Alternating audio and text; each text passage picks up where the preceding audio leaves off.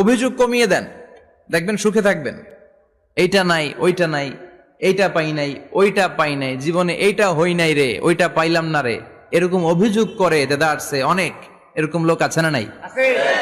এরা অসুখী, এরা অসফল।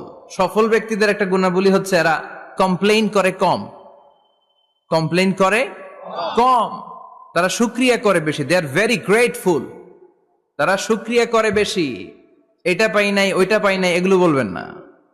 কারণ আপনি যেটা পাইয়া খুশি না, অনেকে এইটা পাওয়ার জন্য সংগ্রাম করে যাচ্ছে। আপনি এখন যেই জায়গাটাতে আছেন, এই জায়গাটাতে পৌঁছা অনেকের স্বপ্ন।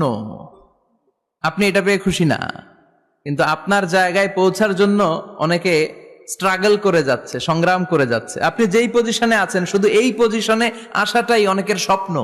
তো শুকরিয়া করবেন না কেন? এজন্য সব সময় আমাদের বেশি বেশি শুকরিয়া করতে হবে কার?